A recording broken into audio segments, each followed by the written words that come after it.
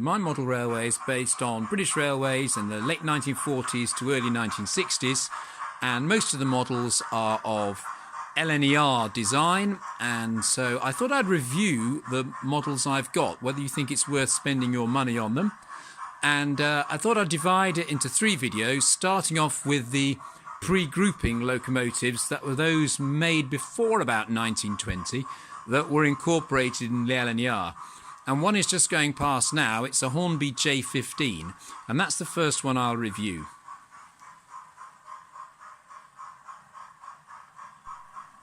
So here we go. Here's the Holden B12.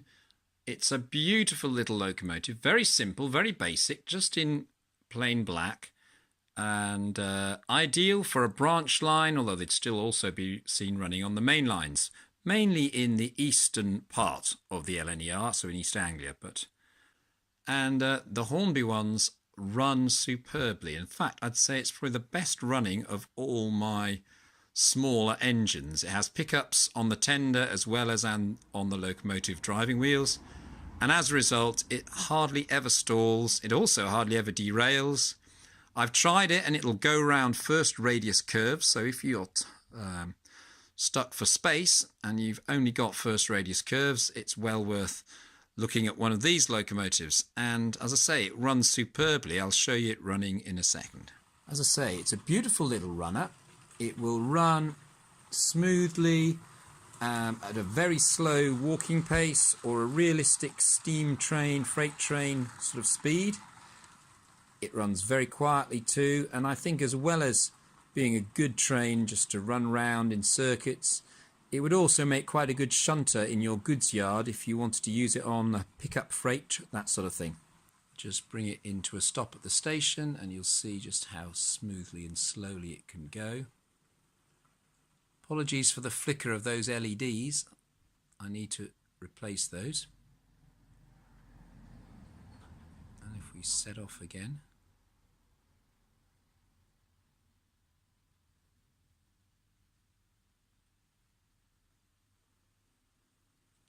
Smooth and silent.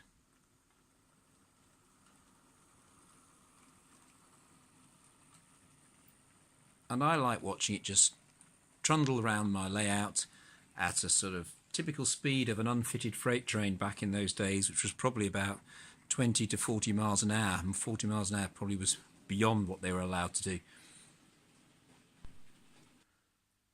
Next up is another locomotive from the same era, but this time it's an express passenger locomotive that the Great Eastern Railway produced. Goodness knows quite when they first came into being. You'd have to check with the LNER encyclopedia online or something like that. But here we have a D16, I think it is, Claude Hamilton. And Hornby again make it, and it costs about the same price. And in theory, it should be very similar in quality to the J15. And the bodywork looks beautiful. It's, mine's in the BR lined black from the 1950s. And I have to say, it's a very attractive looking locomotive. But when it comes to running qualities, I don't think it's anywhere near as good as the J15. Now, I haven't taken it apart yet to look inside and actually check what the motor is, but I have a feeling that they've put in a cheaper motor and a flywheel in this one. Maybe, well, no, they've got more space in the boiler. I don't know what it is, but mine is distinctly jerky when setting off. It just does not run smoothly, and I don't think that the large driving wheels help in that respect. I find a lot of the locomotives with large driving wheels, they will set off at a bit more of a gallop than the than the smaller wheeled vehicles. But even so, you'd expect Hornby would have got the gearing right and have got the right sort of motor in it. Maybe it's just my model, but see what you think. I'll start it off as slowly as I can. And you can see it's a bit intermittent, where the J15 was super smooth.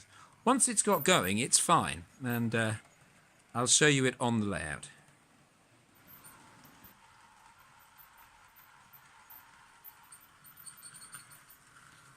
It looks great with a 3 or 4 coach corridor train, you know, for a short distance express or cross-country service on a secondary main line.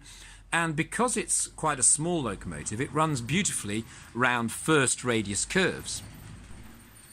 So it's an ideal locomotive for a small layout if you've got fairly tight oval with sharp radius curves.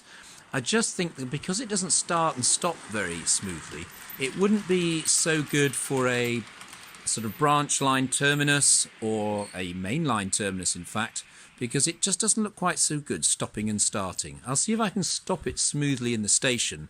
We'll see how it goes.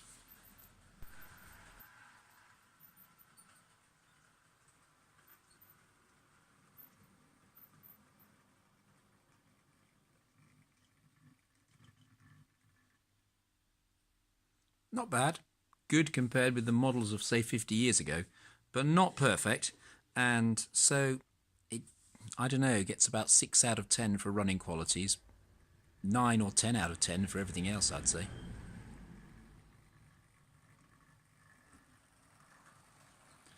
And I reckon it gets up to a scale speed of about 30 miles an hour before it will run really smoothly. Following on from the last two, another Great Eastern Railway locomotive, the Holden designed B12, which was the most powerful express engine on the Great Eastern network up until, well, the mid-1920s.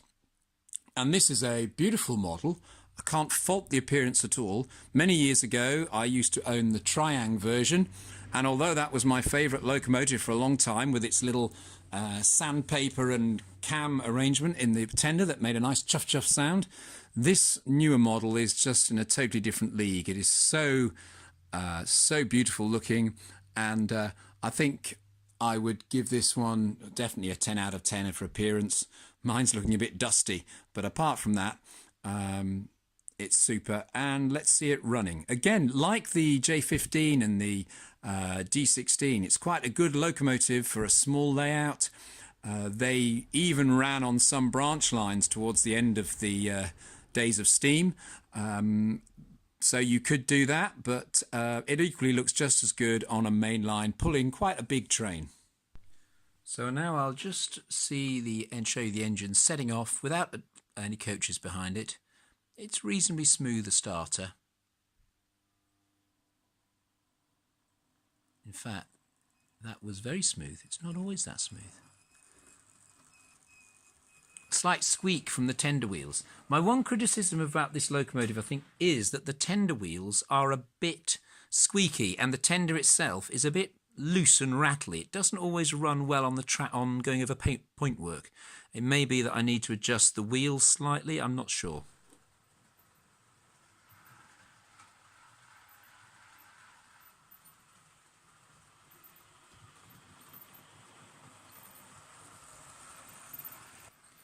I think the reason the tender is so light is because they haven't put a weight in it, so that there's room for a speaker if you want to have a sound fitted version.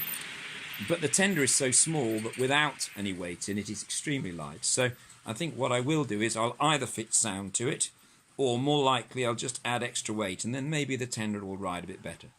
Having said that, the overall model is certainly a better runner than the D16, almost as good as the J15. So in terms of its running qualities, I'd probably give it about 9 out of 10. And for haulage capacity, it's pretty good. It can manage 6 coaches on my layout fairly well. So the 3 small kit-built coaches I'm pulling here are fairly easy task for it, really. Next up is the Hornby J13, or I think it was the J13 when it was in the Great Northern Railway, and became the J52 when it was taken in by the LNER. And Hornby have made a model of this for quite a long time, but my version has a Hornby body on a Bachmann chassis. And the reason for that was because I've never found that the cheap Hornby 060 chassis runs very well, whereas the Bachmann 060s tend to be a little bit more reliable. So I'll just see this one. This one's not perfect, and the track is far from perfect round here, but I just thought I'd show you it. Certainly I find it smoother than the Hornby 060 chassis.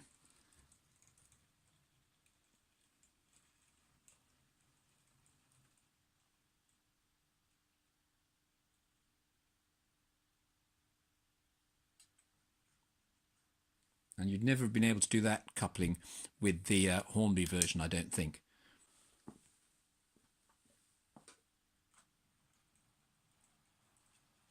So I used this as my station pilot for quite a while, and I've still got it, but since then Hornby have come out with a better shunter, in my opinion.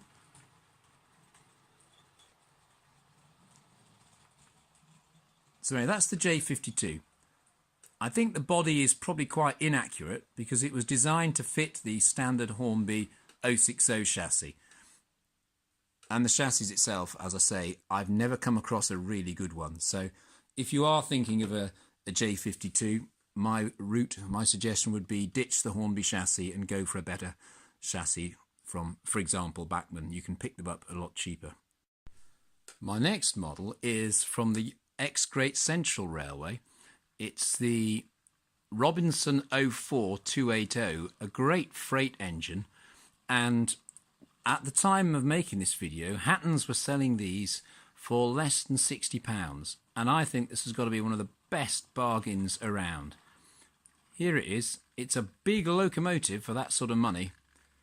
It's very simple, plain black, and nothing too fancy about it, but I can get it a bit lighter. Just a superb locomotive that runs very well. Now my version happens to be the XGWR version, so it's not perfectly accurate, but to be honest, I don't care about that. The fact that a lot of them ran on the LNER suits me fine, and it's such a smooth runner. It's perfect for slow freight trains, particularly coal trains, of course. They could be running from, say, the Nottingham coalfield or wherever the Great Central happened to operate.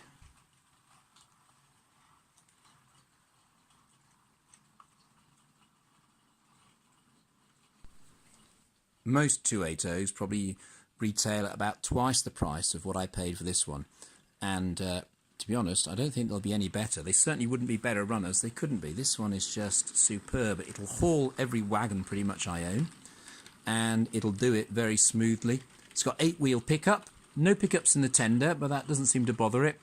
8 driving wheels seem to be more than enough to give it good current collection, and yeah, a superb model. Last in my collection of pre-grouping LNER locomotives is the Great Central J11, sometimes nicknamed as, I think, the Pom-Pom. And this again is a Bachmann model, like the 280, the 04. But this one is a more recent model, and I think as a result it's got pickups in the tender too. And my version again runs beautifully. Again, it's a very plain black locomotive, but perfect for freight trains. I think they also did pull the occasional passenger train, but more often on freight, and it's a great example of a typical powerful British 060 tender locomotive that kind of most of our freight was pulled most of the time back in the, I don't know, 1900s and so on. So here's the J16. I'll just show it starting off and stopping, and then I'll put a train on it.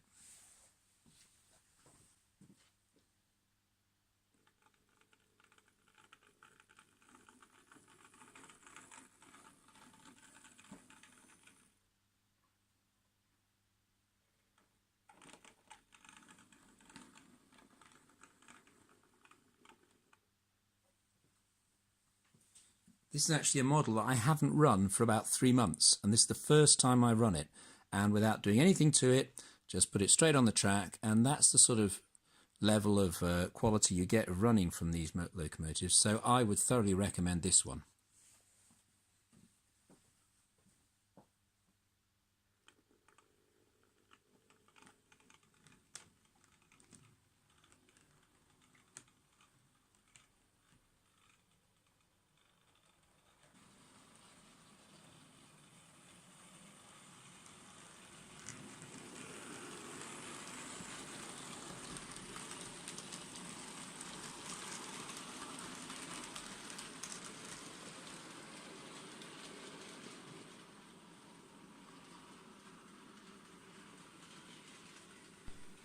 So there we have it, my collection of pre-grouping locomotives. All of them have their strengths. Some of the more recent ones are absolutely superb. The only ones I have any reservations about really are the J50. Is it J52? Yeah. Which is a good looking locomotive, but as I say, the chassis is not up to standard, I don't think. And bearing in mind it's by far the oldest model in the group, perhaps that's to be expected, and it's the cheapest, so that's perhaps its one redeeming feature, it's very cheap. The other one that I'm not totally convinced by is the D16 or Claude Hamilton. That's just because its running qualities aren't as good as I would expect for a very, very recent model by Hornby. Apart from that, though, I mean, it looks the part, and once it's got going, it's great. The others, though, I can recommend without reservation. The J15, the B12, the Robinson 04, and the Robinson J11 are all fantastic locomotives and worth every penny, especially if you can get them at a good price.